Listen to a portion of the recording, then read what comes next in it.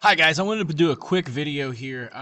In spite of me explaining this 5 times in class, I'm still getting messages about how to add the second class in EverFi.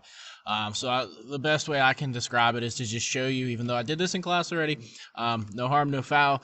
I'm going to sign in with somebody's unused account. A couple of you made multiple accounts and you have not created the account. Some of you have the unused accounts that you haven't used. So I'm going to use a student's account here that they have not used. So I just changed the password to something on this one that I know,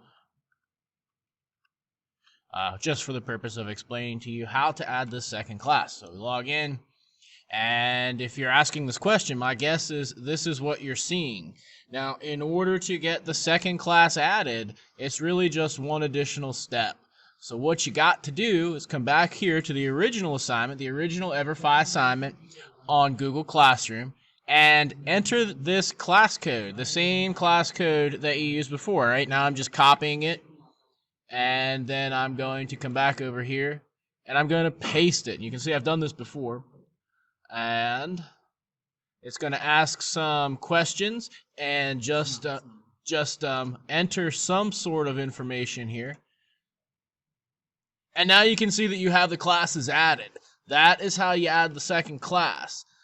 If you have not done that, then you're only going to see the keys to your future. So I wanted to cover that really quickly. I wanted to show you guys because a lot of people are asking, even though I covered it multiple times.